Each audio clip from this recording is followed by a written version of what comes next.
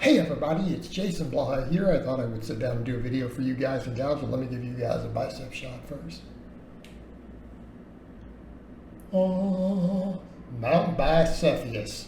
Alright, so let's ask the question from a dieting perspective as someone who coaches full-time, as someone who has lost well over 100 pounds previously when younger.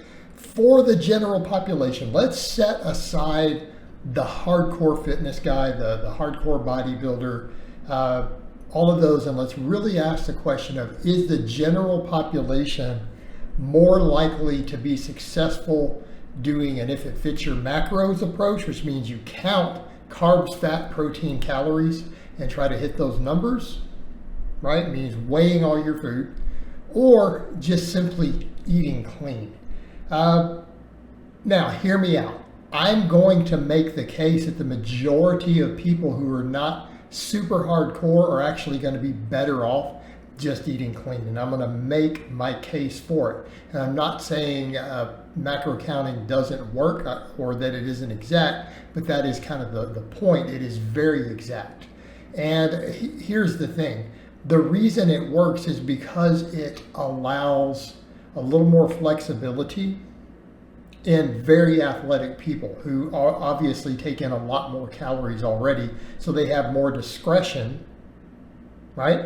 They can get, usually those people like us can get away with more treat foods. Now, I personally can't because my appetite's insane, right? And I'm cutting on over 3,000 calories right now a day. But higher calories, therefore they have a little more discretion. Number two, most really serious hardcore people are trying to control the rate at which they lose fat, for example.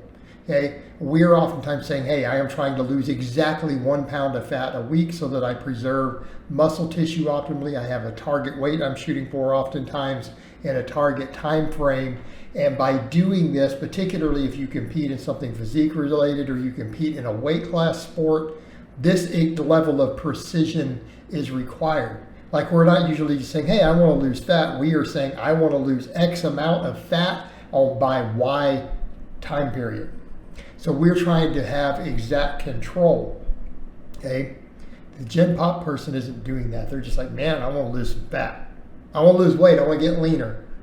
They're not concerned with exact specific ratios of muscle to fat. In fact, they're probably not advanced lifters, so they're not going to lose muscle. In other words, for the gen population, even if they lose weight pretty quick, as long as they're eating a decent amount of protein and they start working out, they're probably going to gain muscle. Okay? They're not sitting there going, man, if I lose weight too fast, I'm going to lose 5 pounds of hard-earned muscle tissue. They're not worried about that like we are. In fact, they probably don't have to. So that's one of the things that we have to think about with needing that level of precision, is the fact that oftentimes as more advanced lifters, people who've been training 5 or more years very hard, who have built very significant amounts of muscle tissue, it is difficult to retain it. So when we are cutting down, particularly as we get lean, and keep in mind, the Gen Pop, I mean, is probably looking at all my veins here and going, oh, that's lean enough. See, I'm still cutting. That's not lean enough for our demographic. But for them, most of them are like, dude, if I got veins all over my biceps, I don't care. As long as I can see some ab, man, I would love to be there. Okay? The average Gen Pop person who, is carrying a little bit of a gut, they're not trying to get ripped. They would just like a flat stomach. And if they could get a bicep vein to go with it, hey, great. Okay, they're not trying to get super lean. So they're not trying to slowly control and say, oh, I only want to lose this amount of fat so I can preserve muscle optimally. No, they could drop sometimes 2 or 3 pounds a week and gain muscle if they're eating enough protein and they're lifting weights, because they're going to see nuke gains in the gym, right? They're not squatting 400 pounds right now, not pulling 500. Okay, this is not a concern for them. For the more advanced lifter, it is. So again, it's that needing that controlled because they're advanced lifts. You have to hold on to the muscle. You may be trying to get a lot leaner than they're trying to get, in which case preserving lean tissue becomes critical. So those macros matter, making sure that we lose slowly enough.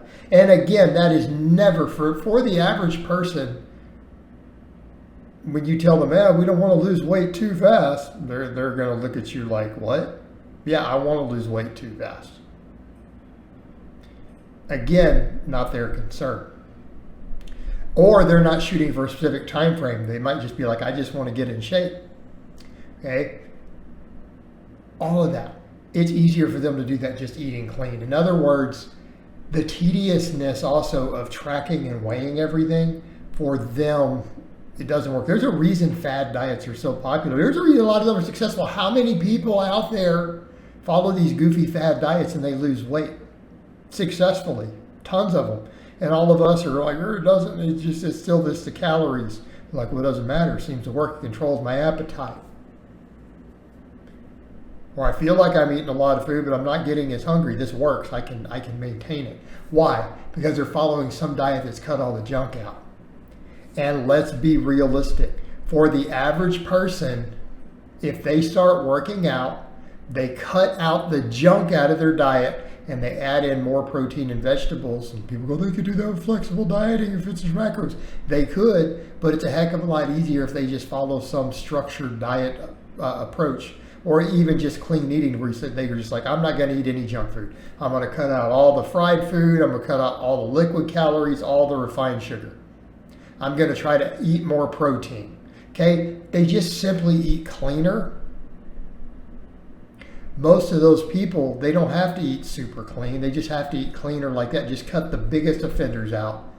They start lifting weights. They start walking more. That is easy to sustain, okay? Giving up table sugar and high fructose corn syrup is actually not that difficult, speaking as someone who used to eat all that stuff and lost over 100 pounds. It's actually really easy. You just say, I don't want to eat it. Especially if you view it as poison. That helps. And again, people get mad. Oh, you can't. That's a disordered eating. No, it's not. It's helping them stay consistent. If they just simply view it as this terrible, poisonous stuff, it fixes a lot of their problems. Okay? Fixes a lot of their problems. Again, they simply eat clean. They will eventually lose weight by default, without feeling like they're trying to do something crazy or absurd, because it's easy to cut out table sugar. It's easy to cut out fried foods. It's easy to add more protein. And again, for most of those people, if they simply do that while starting to work out and exercise regularly, it's very easy for them to sustain, and it will eventually get them to their results. Even if a lot of us look at it and go, it's kind of, it doesn't really work. There's no method to that madness. There is. They're following a diet approach that cuts out the junk food and adds protein and stuff usually. It will work eventually. All right, guys, but that's really all I have to say on that today. I hope it's been informative, and I'll talk to you guys and gals next time.